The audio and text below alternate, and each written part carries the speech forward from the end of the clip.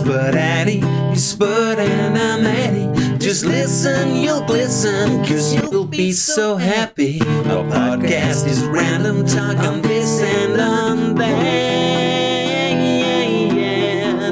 But what did you expect from potatoes and fat? Yeah, what did you expect from potatoes and fat?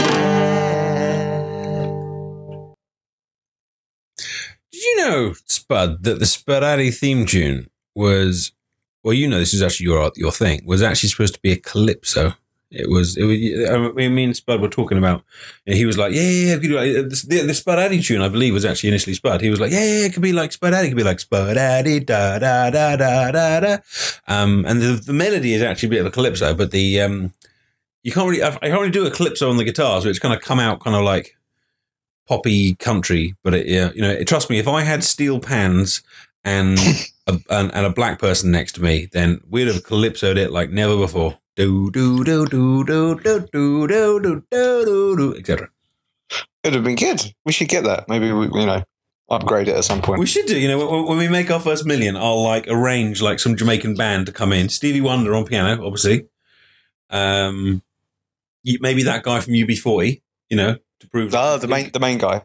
Equal opportunities. He'd be like, hello, and maybe Patter Banton. I haven't known what he's done for a while.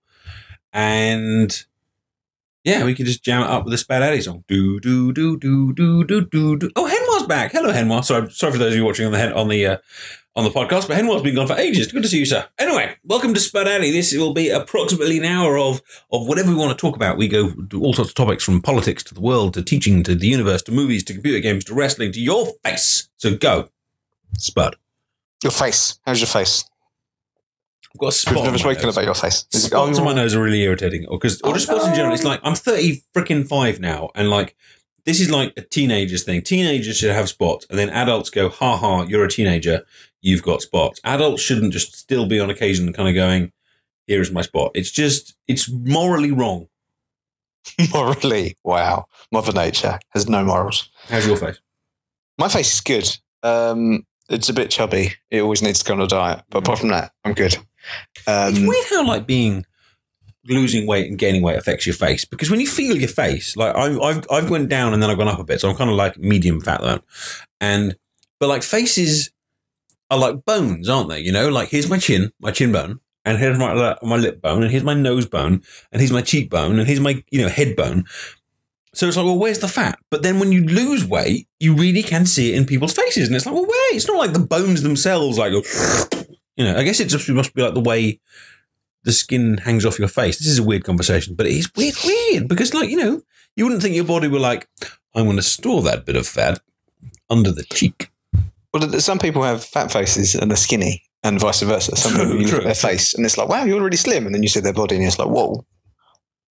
It's true. There's some people that you see their kind of faces in photographs or online and stuff, and then you kind of see their bodies and it's like, whoa, and the same in reverse. This is a bad blind date. Nah. I cheat with my weight. I kind of carry most of my weight in my butt rather than my tummy. So people often kind of say to me, "You're not fat. You look fine." And obviously, I'm got overweight and stuff. But then I'm more kind of like, I'm just carrying it in the rear. It's my legs. My legs are chunky legs. Chunky legs, like a woman. A woman with chunky legs, yes. And unlike a woman with slim legs. Anyway. Yes. Trailers. You better not be about to spoil me. Since we last spoke, two trainers? Yeah, I have two trailers. Two trailers have hit, which I think we should discuss. Number one, today. Yes. The new Star Wars trailer hit. I believe Luke Skywalker is controversially not on the poster or something. Did I read? Oh, yes. Yeah, everyone's lost their stuff because... Well, he's not on the poster, and I think he's not even on the trailer. People are like showing you a clip of someone touching R2-D2, like, patting him on the head and saying, "Oh, that's Luke." But then these other people are coming out and going, maybe he is in the trailer because the bad guy, you see the bad guy, and he's like, like mask and stuff. Yeah, talking and stuff, and I think he's saying, "I'll carry on your," I think like to Darth Vader's mask or something, and then maybe that's Luke. Maybe he's gone to the dark side. That would be some hell of a twist. And so many fans will be It'd be a good pissed. way of twisting him back in. I mean, but Luke's It'd be very good. And we know Luke's he's a pretty big thing to miss out the poster. But you're right. Maybe there's a reason for it. Yeah, I mean, if he is in the poster as Rilo Ken, that would explain everything. But some people would completely lose their minds about that and complain, and there'd be a big internet petition or something. Really, but, it make perfect sense because the whole kind of point of the Skywalker family is they get born, they grow up, they become heroes, they lose their shit, they become bad guys, they get murdered. They turn bad, they turn evil. Then they just be like father, like son. He gets to about mid-20s and goes, "What? No, evil." Well, and I think when Marvel bought all the Star Wars stuff, it's not part of the canon story, but there was a series of comics or books that Luke did turn to the dark side and then come back again, just like his father. So it's not all that unbelievable, but I don't know. But people are losing their minds about the trailer. People seem to kind of lose it more over. It's a weird thing with Luke Skywalker and Han and Princess Leia, because like Luke is kind of the hero of the Star Wars movies, but Han is always a lot cooler somehow. I mean, maybe it was kind of like maybe it's because Luke has so much kind of angst, but it's a lot more fun. Luke had the lightsaber, and obviously playing with the lightsaber is really, really cool, and he's got an awesome name in Luke Skywalker. But Han Solo just has that kind of like, all the men want to be him and the ladies want to be with him, type feel to him. True. And it's more Luke's journey, isn't it? It was Luke's journey of him, from the little planet and then leaving his uncle and his aunt and then being murdered and then him going off becoming a Jedi. Yeah. was kind of the journey. But Han Solo. Obviously, it helps that you've got a Richard Gere. It's not Richard Gere. Jeez. It's helpful that you've got such a handsome actor and suave actor playing him. Yes. Do you think they'll leave in the clip of him having the door drop on his foot? Chewie, my foot, son of a bitch! And I hope he's really grumpy, just like in real life, as well. So he's gone from this suave, slightly womanizing, that kind of guy to really bitter old man, and he's really pissed off about everything. Just and everyone he meets in the bar, and he always shoots first. Always. Hi, I'm. No, what you doing? What? They should totally reference that. They should totally have like someone being like, hey, Han, you shot that guy. You should do, blah, blah, and then have a Han do a kind of like a sly wink to the camera. Han always shoots first. Or they could have, or even like a sexual reference. They could have the assassin's son in the same bar. I'm here for revenge. You shot my father, and he just shoots him before he even finishes his sentence. They could do that, like be Indiana Jones style, just like somewhat. Maybe he could do loads of like tricks with the lightsaber, and then he just shoots him, like scene in Indiana Jones. Yeah, Indiana Jones is the guy with the sword. Yeah, so I was going to ask you. Well, but before I move on to the second trailer that has come out since last week, I think. Hopefully, anyway, since we have more right to complain if that twist did take form and Luke Skywalker was Kylo Ren, which I do doubt. If I'm saying that wrong, sorry to any Star Wars fans who are listening and losing their absolute crap right now. But two of the films have come out in our lifetime. And obviously we've seen all three films. But two of the films have come out in our lifetime. I think Empire Strikes Back came out in 1980. Are you just bypassing all of the three prequels? Are you just pretending they didn't happen or exist in any way, shape or form? Sorry, what are you talking about? Prequels? It's like, no, it'll be too upsetting. Anyway, yeah. Sorry, yeah. I have no idea. So, but like what before the 4, 5, 6? I thought. Yeah, they came out in the 1930s, but not many people have Oh, good. Yeah, I know. I've never seen them.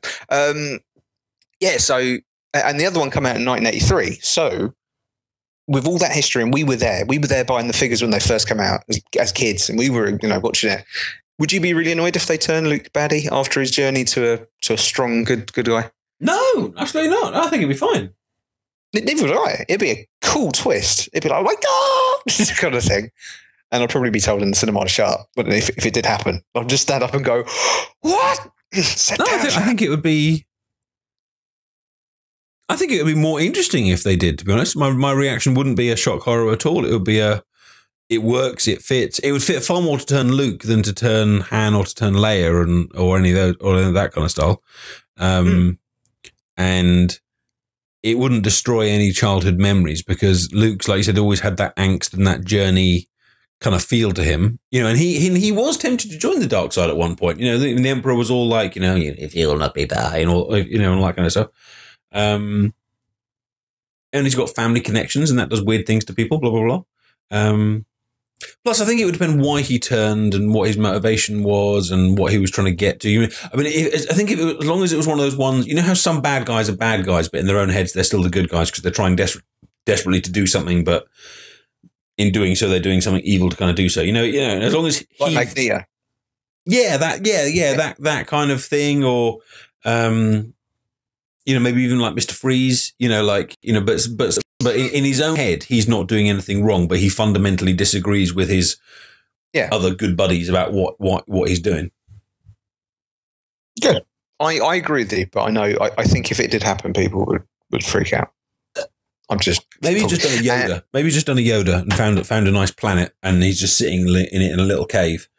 And in the second Star Wars movie, some like brand new Jedi will go and visit him, and he'll be there like in a little rag, like lifting up planes with his hand.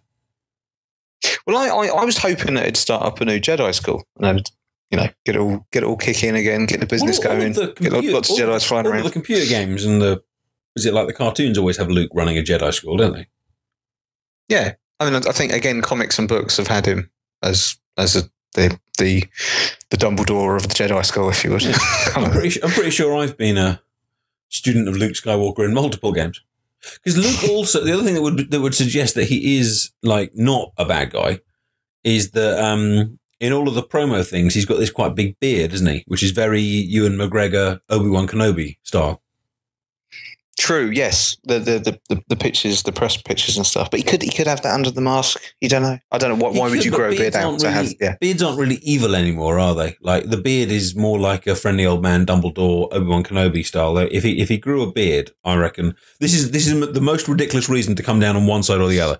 But I'm gonna put money on saying if he's got a beard, he's gonna be a good guy. And somewhere deep in your mind that actually makes sense.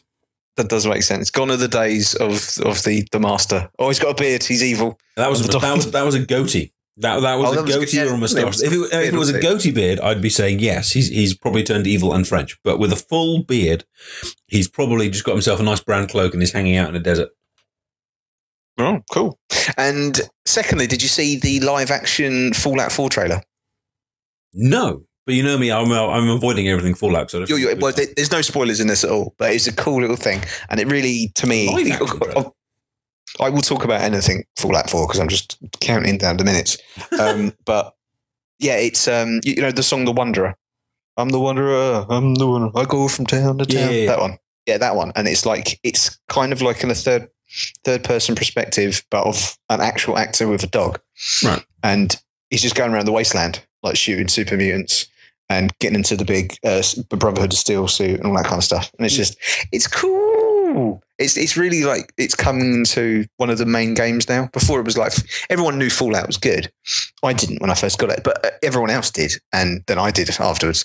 But now it seems like one of the big games where before it really wasn't.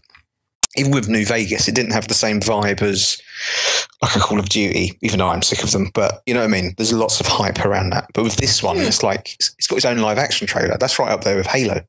Yeah, the niche stuff. Well, not niche. Niche is too small, but the RPG stuff does seem to now be as big in the game release calendar as the Call of Duties and things. I think because my guess is they don't sell as much in the short term, but over the long term, they catch up substantially. Well, The Witcher 3 sold a bucket load, and I think Skyrim did very, very well as well. So I think it was probably from the Skyrim-y kind of time. That's when it got on those big must-have games. Well, Fallout New Vegas. I remember seeing Fallout New Vegas posters everywhere when that one came out. Because I remember when it first came. I remember me and Clara went to something in London, like on the day, or the week it was released, and I remember just in tube stations, you know the big posters you get in tube stations behind where you stand. Yeah. I remember there was a whole bunch of Fallout New Vegas ones, and I was being the irritating little son of a bitch, going, "Look, New Vegas, look, New Vegas, look, New Vegas." So that was mainstream enough to get mainstream advertising all over the place. So, but good. I mean, let's just hope they don't kind of go, oh, popularity, let's put out a yearly iteration, because we've talked about multiple times how we'd rather have, space them out, just make sure they're good. And I think Bethesda know that's the case, because there's such distance between each Skyrim. It would only take like one senior person to be replaced in order to go, right, so money. Yeah, true. Oh, we don't want that. We don't want that. Surely not. Even COD now is going downward trajectory, and FIFA's going downward trajectory. Everything that is year to year. Assassin's Creed, the last one was panned by everyone. What Fallout surely have, though, is because the BioShock has that Ken Levine guy, like it has like a named person associated with it, like an artiste. There's kind of like an ownership of Ken has ownership over BioShock, and then there's kind of like a guy who's like, we're not going to have a BioShock game unless it's perfect, blah, blah, blah, blah. Fallout doesn't really have that, because New Vegas was a completely different team to Fallout 3, if I'm right, like different development team. So, it needs a, I don't know. Let's just, I'm not saying any of the bad stuff's going to happen. Let's just focus on the fact that Fallout 4 is coming out, and hopefully it'll be brilliant. Let's just hope so. Hope so. Fingers crossed, man. Fingers crossed. Both Fallout 3 and New Vegas just have a ridiculous amount of attention to detail. So same as some of the Batman games, there's just little references everywhere, little stories everywhere. Sometimes even just like the placement of a skeleton with a few objects around it just tells a little story, in Fallout 3 and New Vegas. And you're in a computer generated world, but the world is real, and you can look, and the objects are there for a reason. The houses are not just haphazardly placed. There's little messages you can find, little computer things you can find, loads of quests. But you feel like you're in. You can lose yourself because the world feels real. I mean, Claire always used to joke when I was playing Fallout. She was just like, "You're off to the wasteland," and I'll be like, "Yep."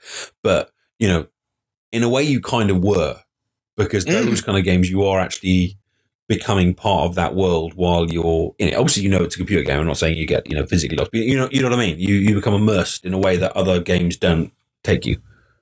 Yes, I completely agree. And it always boggles the mind. Like you said, the little references, but it could be out in a corner of somewhere you don't even have to go. And you might even never even see it. Yeah. But they've gone to the effort to, for example, stick a skeleton with an Indiana Jones hat in a fridge randomly somewhere in the desert, which they did do that. Was that New Vegas or Fallout 3? It was New Vegas, wasn't it? But it loads of little stuff around. Is Witcher 3 that immersive? Oh, yeah. I mean, it's so ridiculously big. You do a little side mission, and it's like, oh, yeah, could you get this like package to this guy down the road? And your character's like, he's got a really like gruff voice, very Batmanish. Yeah. Oh, I suppose so. There's different ways of saying yes and no. So you can say yes, yeah, sure. Or you can go, yeah, but really, kind of thing. Or you can go, no, shut up, and that kind of thing. So that will turn into this giant mission. You'll get there, and there'll be like a crime scene, and then you have to investigate the crime scene. And then it goes on this big mission, and you're hunting a monster, and then you've got to save some people. And that one little conversation can turn into the biggest story and tells you so much history about the land you're in and the stories and stuff like that. And if you said no, that's it. You don't do the mission. It's gone. The man goes off. All that whole aspect of the game would have never have been seen. It's brilliant. So how many quests are in the game? Or is it? I don't think I can count that high. I'm consistently open up new quests. There's each little village, not even village, it's like you've got your main cities, and you've got tiny villages and farms and things scattered around them. And then they've got notice boards, and on the notice boards you've got like a Witcher contract, because your character's a Witcher, which is essentially a monster hunter. Yeah. You've been mutated when you were a little boy so that you're better at hunting monsters. So you can see in the dark, and you resist poisons and all that stuff. Yeah. So you can set those for money, and you can haggle over them. That's cool. But then there's also things like, oh, I haven't seen my son. Could you look for him? And, oh no, they've got my daughter, but I can't go there. I'm just a farmer. And all these kind of missions. Just so many. So many. Good. I'm glad you're enjoying it. What a pay. Halloween costumes. It's coming around very soon. And obviously, I was just chatting with Claire. Apparently, Izzy's going to be a cat this year. Claire is going as a witch, and Izzy's going as the witch's cat, which I think is very, very cute. What are your favourite costumes you've ever had? It can be Halloween or anything, but costumes. What have you worn? What have you dressed your kids in? Tell us your stories. I made myself a zombie costume, which is basically homemade. So I got like an old blazer and tore it up and the face paint. My kids are notoriously scared of masks, which is weird, and face paint. They don't like it. So when they're babies, I might dress them up. I think I dressed Joseph up as a little boy, as a little Spider-Man with a little mask on. That was very cute. But myself, mainly zombies. I do like a good zombie, and it's really easy to act like a zombie. All you have to do is have a few beers, especially me because I'm such a lightweight. Have a few beers and then just reenact Michael Jackson's Thriller. Yeah, and then obviously you have to do the Thriller dance as well at some point on Halloween. It's very important. And dressed as a zombie, you look cool. What about you? I didn't really do Halloween because obviously Christian parents and it was obviously satanic. So my costumes are mainly from exciting Christian events such as the float. I remember once got dressed up as a cat, and I think I was too young to really realise just how ridiculously girly that was. But I do remember being in it, being like, I shouldn't be here dressed as a cat. And it was proper like dressed as a cat as well. I remember my mum was like, you can wear my tights and here's some cat ears and we'll get a little tail on you. And it's weird because you get boy and girl cats in real life. Obviously, my two cats are both boys. But when you dress up as a cat, that's only a girl thing. Yeah, I'd have to agree with you. Probably the musical cats. Those guys probably would have something to say about it as well. True, and there's lions and panthers and tigers. Boys can do that, but when it's like just domestic cats, just a domestic small little cat. Yeah, I'd probably have to still agree. So unfortunately, I was dressed up as a cat once, which didn't go so quite too well. Although I probably looked fine, but it's a bit embarrassing. I had this Superman costume when my brother was born. I'd have a lot of nights out and things, going to hospitals or being shipped off to various grandparents while James was being looked after and things. So as a kind of a thank you present to me, which is very, very nice, my mum made me a Superman costume. And it was awesome. I was massively into Superman at the time. We've talked about how Superman isn't necessarily the greatest plotline character, but I love Superman. And I remember running around the house at home and loving it and going around friends' houses and dressed as Superman. It was great. But I remember one time I was like, Mum was like, we're going shopping. And I was like, can I go in my Superman costume? And Mum was like, yes, of course you can. And I remember I don't know how old I was. It must have been 9 or 10-ish, maybe 11. Walking. No, maybe it must have been younger than that. More like 9. Must have been more like 9. I remember walking around the shop and just something clicking in my head and going, I'm an idiot. I'm walking around the shop dressed as Superman. I look like a tool. And so this kind of like bold Superman walking slowly became kind of more and more kind of like, oh crap, take me home. I'm dressed up as Kal-El. Because my little one, when he was 6, he always went out in his costume, but now he's 7. He hasn't even suggested it once. He used to go, can I dress up as Spider-Man? Go down shops. Yep, you got to put your coat on though. Yep, that's no problem. As long as I can dress up as Spider-Man in public, I'm cool with whatever you tell me to do, Dad. Okay, cool. But now he just doesn't even do it once. But it does. I am as jealous of the Americans the way they celebrate it. Because I saw some posts on Facebook or the news about some of the costumes, man. I saw this. There's a couple with their dog, and he was dressed up as Bowser, and the wife was dressed up as the princess, and the dog had a little Mario costume on. Nice. It was brilliant. So yeah, stuff like that. They really go for it, though, don't they? They have proper parties. All the American sitcoms always do a Halloween show, like Modern Family. Their Halloween episode. It does look so much fun. And The Simpsons always has a monthly Halloween, a yearly Halloween episode. Yeah, Americans do Halloween a bit bigger than we do. But I remember, maybe we just do it less than we used to. Because I remember when I was young, there were always things like toffee apples coming around and things. Or fairgrounds. It used to be around at Halloween. I think the most I celebrated Halloween was in my early 20s when it was always Halloween parties. Yeah, but that was more of an excuse for the girls to dress up like clappers and all the boys to go on along and talk to them. I just remembered another time, actually, I dressed up as Robin and the costume was slightly too small. Yes, I had how down would be. Do you want to be Batman? No, I'll just be Robin. Inferiority complex. Who dresses up as Robin by choice? I didn't have a Batman costume. It was the only one I could get hold of. That wasn't my zombie costume. So you only dress up as Robin if you've got a best friend who's already dressed up as Batman who begs you. I think I spent most of the evening running around drunk going, have you seen Batman, to random people? And I thought it was hilarious.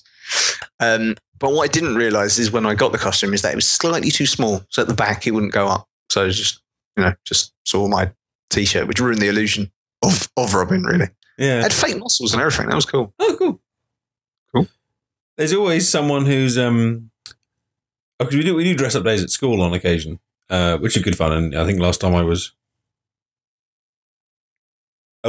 Crazy Wigs. The time before that, I think I was a Scarecrow in the Wizard of Oz and things. So it's one of the advantages of being a teacher is you do occasionally have the fun dress up days. But there's always like one person or two people that don't just come with little homemade costumes or puts them together. There's the ones that have like the professionally made, professionally hired. Yes, hello, this is my my Batman outfit with the plates, or my Mr. Incredible outfit with the properly like puffed out muscles, or the professionally made Minion costume. And it's like, well, this isn't really. Is this fair? Is this sporting? This is cheating. Yes, I'm thinking about hiring out a proper costume to go into work because my work is just an office. Right. So you can imagine everyone really seriously and me walking in Halloween just going, hi, in my proper full Gandalf costume with my beard and my big stick. Yes. And obviously occasionally, that sounds a bit rude, but my big cane. And occasionally, obviously, every time someone walks past my desk, you should not pass. I wonder how long it is until I marched to HR. We need to talk to you seriously about your behaviour today. Why? With a pipe, smoking a pipe. Yeah. Indoors. Yeah. And if there's anyone shorter than me, hobbits, brilliant. Yes, I have hobbits. Come here. Frodo, I need to put my finger in your ring. Quick, come here. Gandalf never took the ring. He turned it down. You just ruined my finger in the ring joke. Thank you. I did ruin my finger in the ring joke, but I thought it was, I'm just trying not to ruin, Gandalf for those people that adore him. What did Gandalf want to put the finger in the ring? No, he resisted it. He's the man. He is the ring resistor. The ring resistor. Not many people can resist a ring, but not many people can afford that title. Which can't be said for him in real life. Anyway. Oh no! Ian McKellen's awesome. He is awesome. I'm not debating. He's awesome. It's just it's true. There was an awesome story about Ian McKellen on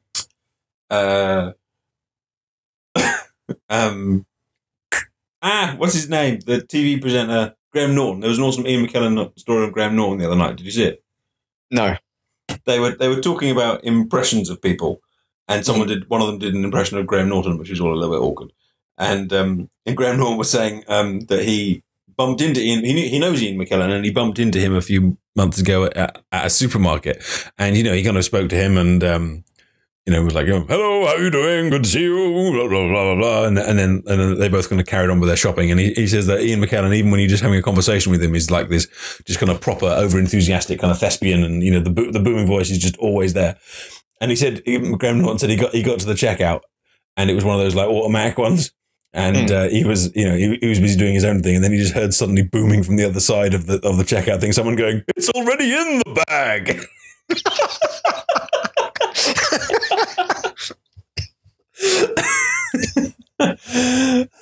It's just great. I'm joking. Sorry, because we've all been there. We've all got that voice.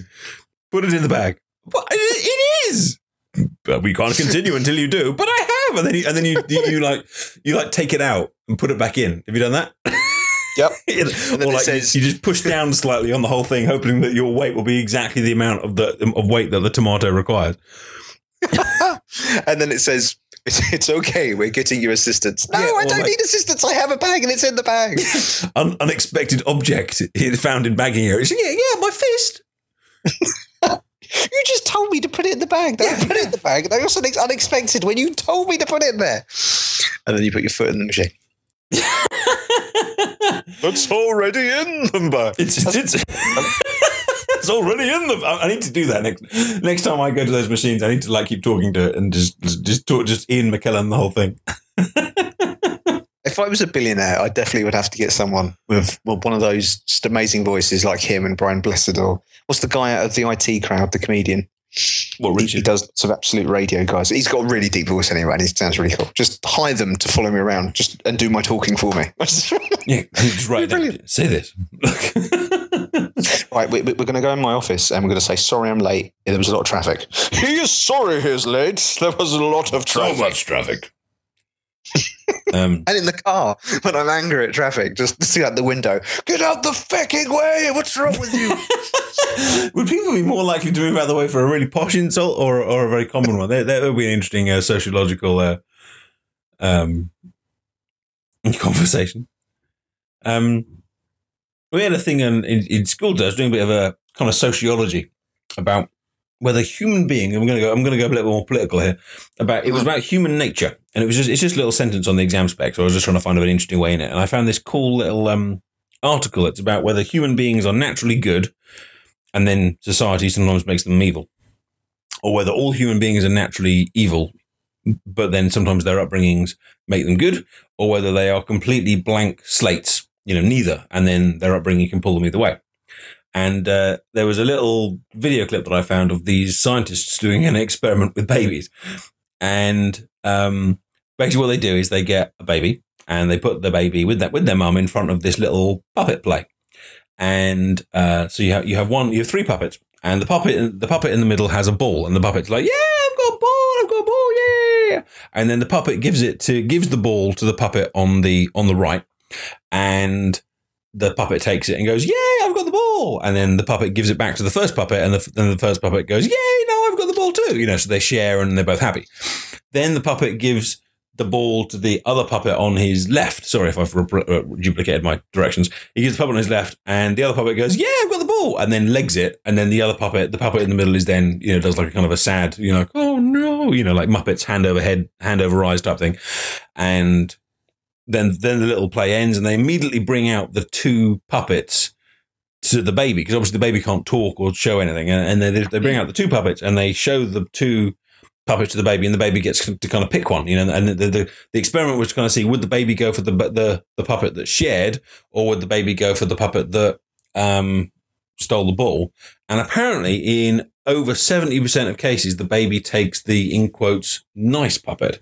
And they're saying it's not conclusive or anything, because obviously it's kind of a little baby experiment, but they were kind of using it as a piece of evidence to show that human beings have a natural inclination when they're very young towards the good or the nice, as opposed to the selfish and things like that. What do you think? Well, surely that's the way for ages that we've evolved. Surely just cooperation has to be more healthy for you to survive, surely, as a race. So maybe it comes from that. I mean, if we went up to anyone like in a computer game and just started killing each other as soon as we saw someone, like in a shoot 'em up or something, then obviously we would all die out very quickly. But I think when as a race we all kind of went, let's not be dickheads here and let's not kill each other. Maybe it stems from that. There's certainly elements of humanity which is, historically is we're not solo creatures. We are community creatures who live in groups. Whether it's hunter gatherers or looking after the children or whatever. We live in kind of communities. So you can't just be like a solo alpha lion or something like that. But then I was kind of thinking it through, and I kind of thought, well, every society on Earth, thinking back in history, seems to start crap, and then as they get more modern, they seem to almost kind of like invent tolerance and equality and things like that. Because if you think about it, like all this, like most societies have gone through slavery, or through that period where women don't have the vote, or through that period where there's like some sort of dictator that runs everything, or you know what I mean? Every society seems to have gone through all these really, really kind of bad times. And then eventually, like the British society, we've now just about got equal rights for women, equal rights for gay people, equal rights for different races. Benefit system. I mean, America hasn't even got an NHS yet. And I'm not using the lack of NHS to say that Americans are inherently evil, but I wondered if that was evidence to show that human beings start on the more selfish side and then have to, through sociological development, move towards the more altruistic side. Do you think it's through education as well? And the more we discover about life and science and stuff like that, do you think that has any aspect to it? because obviously going way back in history, and I'm not poking fun at anyone who has a belief system, but a lot of people take certain bad passages from holy books and take it literally and justify those actions. But as soon as you kind of think, well, hang on a minute, and you kind of question one thing and then question another thing, does that lead to more, what's the word I'm looking for? Not fair, liberal thinking, more, you kind of want everyone, you're trying to think about people's feelings more because of that, because you can't just use that as a justification. Well, belief systems have to come from somewhere, and obviously religion can force morality on a group that wouldn't otherwise have it, which is a good thing. Do not steal, do not murder, love one another. You could get a group of people that would prefer to be murdering and stealing who won't, but then it can also stop further development, because most religions unfortunately have things against gays or against women or things like that. So religion seems to kind of enforce this kind of basic morality of don't bludgeon each other, but then it's kind of then eventually stop society kind of going further because it's restrictive as well as being, it does a bit of both, really. So I was also reading, I can't remember where I read it. It was some professor that narrows it down, everyone. Look for that, some professor. Anyway, he was saying in some article that basically we don't have free thought, and everything is down to a subconscious decision made up by life lessons. Everything's life lessons. There's no natural, apart from self-survival kind of techniques. Everything else is, you haven't even got a choice. You've already made a decision before the decision has been presented to you through your life decisions and what's happened to you. So if that's the case, that kind of takes away. This is a huge topic for I think we could save this one for another SpudAdi. But I mean, one of the one's bleeding onto another. Yeah, one of the ones I teach at A level was the topic I teach at A level is called determinism, which is the belief that none of our choices are free; they're all just reactions to previous. That's exactly what I'm talking about. But then there's opposite theories that go with it. I was reading someone the other day, keeping slightly on the same article, that was saying that if you act good because you think you're going to go to heaven, or you just want to please God, or you want to please your mum or whatever, and if you only don't act bad because you're scared of hell or you're scared of going to jail, then your actions aren't actually good or bad. They just are either a result of self-interest or a result of fear. And the article, or the thinker, I should say, trying to argue that a good action is only good if you do it for the sake of simply being good or for being virtuous or trying to fulfill your purpose, rather than doing it as a result of either reward or punishment.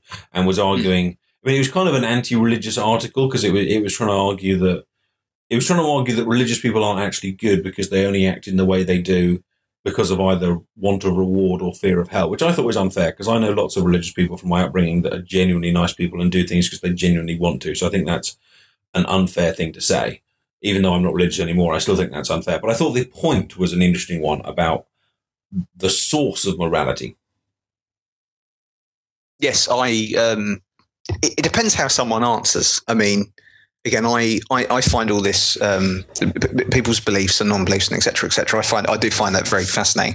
And it depends. If you say to someone, why don't you hurt people? Why don't you murder people? Why don't you rape people? Oh, it's because it says so in the Bible. Then it's like, oh, okay, you can kind of take them out to the and spank them around the head verbally, because that isn't a good enough answer. If you said, because that's bad and I don't want to do that, and I think it's Penn Jillette, Penn and Teller. He's a famous atheist, outspoken atheist. And someone said to him, without the Bible, what's stopping you raping and killing and et cetera, et cetera. And he says, I rape and kill all I want. I've raped as many people as I wanted today, and that's zero. I don't want to do it. It's got nothing to do with what tells me to do it. So if someone says to you point blank, I don't do that because of that, and it's because of a punishment, then you can. But if a religious person says, it says it in the Bible, but also I don't really want to hurt people, it's a horrible thing to do, then you can have your cake and you can eat it. It depends how you think. If you are a bad person and the only reason you don't do it is because you don't want God to be annoyed at you, then you're still a bad person. You're just not doing it. And you're just a scared bad person, or a person with self-will. And that's stuff going on with them. There's some stuff going on with Sikhism at the moment. There was a protest on the BBC. I don't know if any of you guys are British, might have seen it on the BBC website, but there was there's a not a religious program, but a program that talks about religion that's on Sunday mornings, and they debate various religious issues each week. And this time they were talking about marriage, and they invited some Sikh guy on to talk about marriage issues, and they did the show, and he was kind of doing one viewpoint and someone else doing the other. And then right at the end of the show, the presenter was kind of rounding something up, and all of a sudden this Sikh guy jumped in front of the camera and said, "You guys have got to report about what's going on in the Punjab. Sikhs are being killed. No one's reporting it. You've got to report it." And the presenter was like, "Sit down." And then the guy kind of goes, "I'm really, really sorry. I'm really sorry. I respect you." And she's like, "Yo, you can't do that right now." And he's like, "I know. I just really wanted to make that point because people are being killed." And he was so polite about it. Bless him. It was like a kind of really polite protester who was like apologizing but trying to make his point. I felt really sorry for him. Yeah. So I read a little bit about it, and the story seems to be an interesting one. Apparently, there seems to be over in the Punjab, there seems to be a group of people or a person that's going around desecrating holy Sikh books, which is the Guru Granth Sahib, like basically just destroying them and then leaving the pages out for people to find, which is very much upsetting Sikhs. And some of these Sikhs are then going out protesting, not quite rioting, but protesting aggressively, let's say. And then the government's cracking down hard on them with like weapons and stuff. And apparently some Sikhs have been injured and killed as a result of it. And the guy on the TV was upset because no one was kind of reporting it. But I've got a few things about it. Like, first of all, I mean, I know this is probably sounding really, really intolerant. Intolerant's the wrong word, but like this is going to sound insensitive. But if someone wrecks your holy book, that's really insensitive of them. But no one's actually died. You know what I mean? It's not like, is that the kind of thing to really, really go nuts about? Because there was a thing the other day in the Middle East about some woman that had been accused of burning a Quran or something like that, and they were like demanding the death penalty for him. And it feels like just a really, really big overreaction. But maybe it's not if you're part of that culture and it's like the most valuable thing in your thing. So I'm aware as I'm saying it, I'm kind of showing a lack of empathy with what's kind of important to them. But I'm still kind of like, really, it's a book. Don't put your lives at risk because someone's torn up a book. This is very close to the Paris situation with the artists and what was the name of the comic or the magazine when it was and it was the thing, and I think the Pope put his foot in it as well by saying you can kind of understand it, and then he kind of backtracks really quickly in an interview as well. But I've heard the argument if right, okay, what do I love most in the world? Has to be my children. I love them most. Now, if I saw a picture or someone showed me a cartoon of my son in a horrible position or said something to me like, your son is a piece of crap and he's horrible and he's whatever, I still wouldn't kill them. I still wouldn't do anything that bad. I'd say, I'd be equally abusive back to them. But I mean, and it's not their son, it's their belief system. So I'm very much on the same page as you, which is, it's easy for me to say being that I don't, I don't have these beliefs, but you're right. I mean, if you do believe that, then if someone else is making fun of that belief, then surely you believe that they will have their comeuppance and it's not your place to do it anyway. Yeah, like if they've just disrespected God, then surely God can deal with the problem. Yeah, he's powerful enough to deal with that when that person dies, if that's what you believe. You don't have to get involved. And there's no need. I mean, there's loads of negative pictures about different religions saying, you insult this, behead this person if they insult the Quran, and do this if they say Christianity. But they're just picking certain bad things out of religion. But there's other bits in the book. I mean, and normally I'm the opposite of this argument. Normally I'm like, hey, look at all these bad things in these books. But this time, look at all these good things. It says, stay out of it, let God sort it out, if that's what you believe. So yeah, there's no excuse for that. But at the same time, it's a really touchy subject on how you actually deal with writers. That's another completely different subject again. Obviously, these Sikhs who are legitimately angry about what's happened, and I'm not denying their right to be angry in any way, or at the very least offended, have obviously been cracked down on by their government in a way that is not helpful, and that needs to be dealt with as well. It sounds like one of those situations where it is someone's gone out of their way to offend them. They've reacted or overreacted, and then someone's overreacted and reacted to their reaction, and now everything's buggered. I know it's a difficult thing without being dismissive of someone's beliefs. You can't. If you dismiss their beliefs, then you're missing the point. But at the same time, I find it very hard to empathise with people that get so upset about what happens to a book, especially when you get another copy of it. Yeah, you can get another copy of it, and if it's about a certain holy, your deity, then let them deal with it. They, if they're powerful enough to create the universe, then they're powerful enough to sort someone out to write the book. Being an RE teacher, I do know that for Sikhs, their book is a guru. Like he's like I think it was either the 9th or the 10th guru replaced himself with the book. Like each guru chose the next guru. Yeah. So the first guru chose the second chose the third, blah blah blah, and then the last guru chose the book. So they do treat the book as if it is kind of human. So I do get why they're so upset about it, and I understand. But they also do know that it's a book because the guru chose the book. Yeah. Anyway, Undertaker, Brock Lesnar, Hell in a Cell. This Sunday. Yeah. I was just about to say violence doesn't solve any problems, and if we all love each other, then the world would be a better place. But this Sunday, people are going to smash their faces into steel cages. Well, I think that the Sikhs are missing the trick, not having a Hell in a Cell match at Hell in a Cell. Didn't a Sikh character go against Undertaker once, and it didn't end very well? Oh, they didn't end well. Yeah, mainly because Vince McMahon can't tell the difference between all the different religions. He can't tell the difference between a Sikh person and a Muslim person, because I think he was Muslim, but he looked very much like a Sikh. He was with the turban. It was a muck up of truly offensive proportions to anyone of any religion. Really. Typical Vince McMahon. Let's be honest. Have they captured your attention yet? Are you looking forward to this pay-per-view on Sunday? No, I watched. I don't watch the weekly Raw and SmackDown stuff. I'd read up on it and watch clips because in the UK you have to have a subscription to Sky Sports, and it's all very expensive. Just for people who are outside the UK and don't understand my problems. I read about it, and it still didn't. I mean, I still want to see the match, but it's all based on what happened at SummerSlam and not what they're doing. Didn't the Undertaker come out to the ring, say, "I'm going to be Brock," and then Brock come out and went, "No, I'm going to be you." Basically, I'm paraphrasing here, and that was it. And then he had a little interview with Stone Cold, and that didn't really. They didn't sound particularly annoyed with each other, is the thing. Or it doesn't seem to be. I mean, they seem to be kind of saying, "Well, you beat me, and I want revenge, and then you beat me under shady circumstances, so I want revenge." But where's the pull apart brawl of vengeance? That was there before, or it feels really lackluster. It does. I mean, Brock lost at WrestleMania, and he destroyed the ring and destroyed Michael Cole and everything else. but the Undertaker completely screwed him over, repeatedly punched him in the penis, and then made him pass out. And he seems quite cool about it. I mean, he's like, "Yeah, it's all right. I'm going to come down." No, I'm not. I'm fine. Let's just randomly have a match at Hell in a Cell. One thing I do like. Neither of those guys' characters are known for being tolerant and respectful and not overreacting things. I mean, they're both the kind of people that if you look at them the wrong way, will come round to your house, burn it down, and tombstone you through the coffee table. Five you on a cat.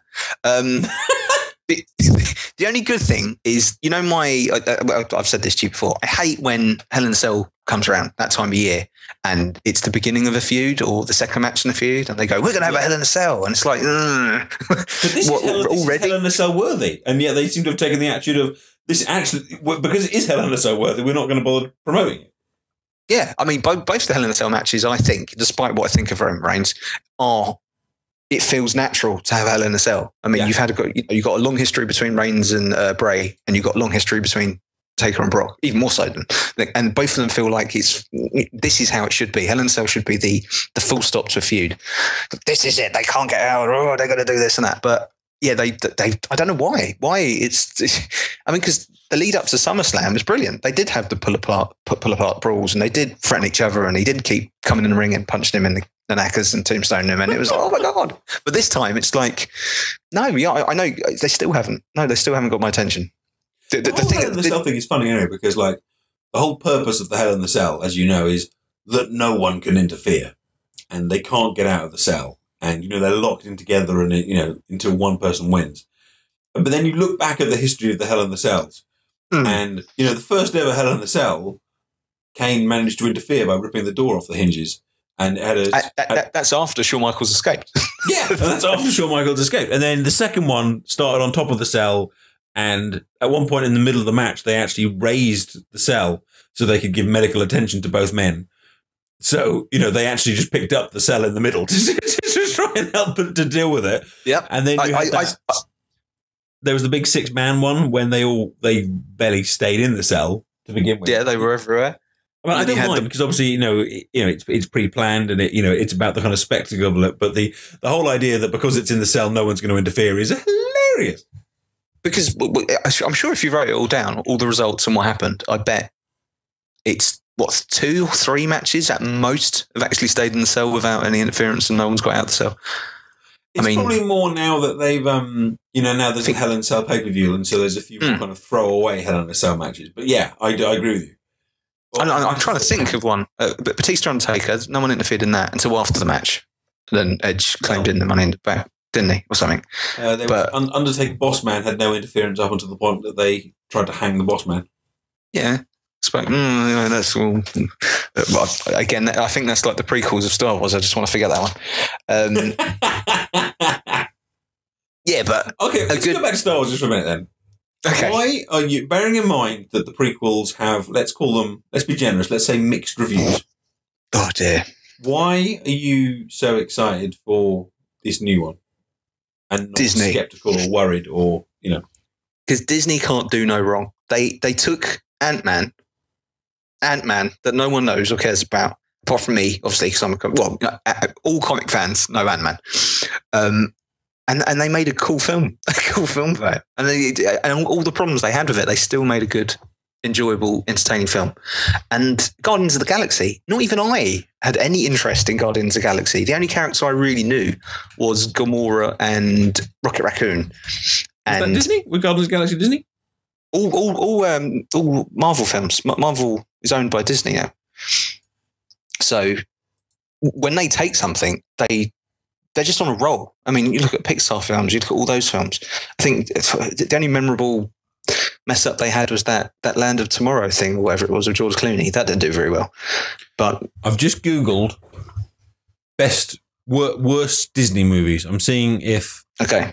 So what have we got? We've got something from 1946, something from 1947. I'm not going to count that because something from 1944. Chicken Little. Chicken Little, yeah, that was pretty sucky. Melody Time. Planes. There's a lot of 94 Cars stuff. 2. Oh, Cars 2 is so bad. No one wanted a Cars 2. Oh, they've got Robin Hood at number 46. I love Robin Hood. What? I love that Disney version of Robin Hood. Robin Hood and Little John are riding through the forest. I didn't know they made a sequel to Fantasia. Neither did I. But I'm talking more modern day Disney. Dumbo at number 43. What the frick? Dumbo is ridiculously racist when you kind of look back at it. Is it? The crows are just so racist. Hang on. Peter Pan at 1942. Maybe this more shows the quality of the stuff that comes later rather than Brother Bear. I love Brother Bear. Oh, I have to disagree with you. I didn't like Brother Bear. I like Peter Pan. Not the Adventures of Ichabod and Mr. Toad. I never even heard of that. The Aristocrats, number 4. Hang on, what the hell is it number 4? No, what the hell's at number 1? Is this what order is this? Is this like rank worst to best? Okay. So what's number 1? Just skip that. So their top 10 are from 1 to 10. Now who's doing the lists? 1 Beauty and the Beast, shut up. 2 Little Mermaid, 3 Lion King, 4 Aladdin. I'm not dissing this. Hunchback of Notre Dame, number 5. I hated Hunchback. Yeah, I didn't particularly that one either. Princess and the Frog. I haven't seen that's one I haven't seen. I have to get that on for the kids. I suppose I haven't seen that one, but I haven't really heard of it. Mulan, haven't seen that either. Alice in Wonderland. I didn't know Mulan that much. Pinocchio. How can they keep Pinocchio? That was scary as hell. Jungle Book. Frozen. Frozen's just outside the top 10 drama. Ooh. Lady and the Tramp. Tarzan at number 3. Tarzan wasn't a classic. I like Tarzan. Lilo and Stitch. Bolt. Bolt was good. I don't think that did very well, but I still enjoyed Bolt. So your argument is it's going to be good because it's Disney.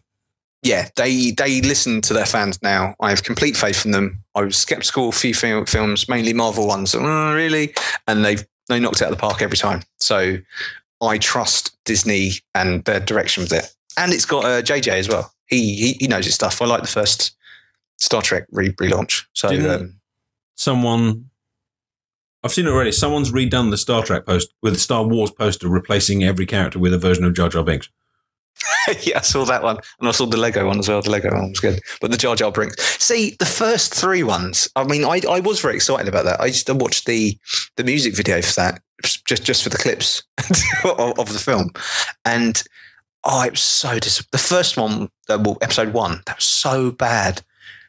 All the way through, it was so bad. And then number 3, oh no. The only thing I remember about that 3 is the end fight, and then the big no as Darth Vader becomes the least scariest person in the galaxy. It was the argument between Obi-Wan and Anakin when they're both on the lava. Yeah. About the high ground. I have the high ground. Like, what, you just oh my God, high, mate, and we can both fly. You've got Jedi powers. It doesn't matter. He can do a giant big leap over you, and oh no, and it's just no. I've got high ground. Don't look, Anakin. No, don't. Oh, it was so bad. And he killed all the kids for nothing. They could have just built it up so much better. Anyway, don't. I just wanted to play. Just get rid of this from my memory. And look what you've done. Well, it's just everyone seems to be really, really excited about the new Star Wars movie, and I'm not knocking it. I'm hoping it's going to be great. I'm hoping I will love it. And I have to say, from the little bits of trailer I've watched, it looks, I'm excited to see it, but I'm just keeping that little bit of skepticism of, well, we've been down this road 3 times before, and we have been burned. Yeah, but it hasn't. It's a new team, man. Coleman, you got to have the faith. You got to have the faith. You got the faith? I'll wait to see the reviews. Oh, you're reserving judgment. Well, I've got the faith. I can't speak today, man. Anyway, I'm going to be there with my Darth Vader mask and my long cloak and my lightsaber, and I'm going to dress my kid up as Yoda, paint him green, and we're going to go there. I'm going to have a good time, and we're going to enjoy the film. And if it's bad, I'm just going to cry my eyes out, because that's it. It's probably won't see a good Star Wars film if this one tanks in my lifetime now. What species is Yoda? Did they ever do like other people that were Yoda's species? No, that's a good. I don't think I've ever seen another species of Yoda. What would be cuter than a baby Yoda? That would be very cute. It'd look like a gremlin. The same amount of hair. Because he was a very bald alien race. But did you know that E.T. was in one of the episodes 1, 2, or 3? I can't remember which one it was. Really? Yeah, the actual race. There was 2 ETs in a clip. Look it up, Google it. It's good. It's good. Connects all the universes, man. It's good. I love when that. Isn't there a Millennium Falcon in something? One of the episodes, it can be briefly. Yeah, one of the episodes it flies in at the bottom or something like that. Yeah, anyway, briefly. That brings us to the end of SpudAdi for this week. Thank you, my friends, for watching, and thank you, Spud, for joining me. My pleasure as always. As always, the podcasts are available on Audioboom and iTunes and all other good podcast hosts.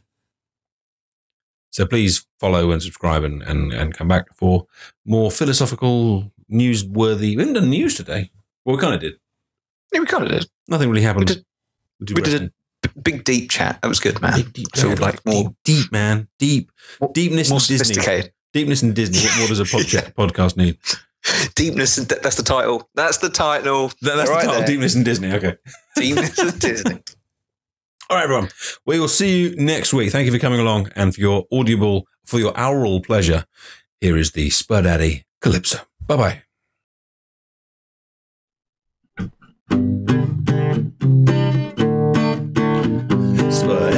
SpudAdi, you Spud and I'm Addy. Just listen, you'll glisten, cause you'll be so happy. Our podcast is random talk on this and on that.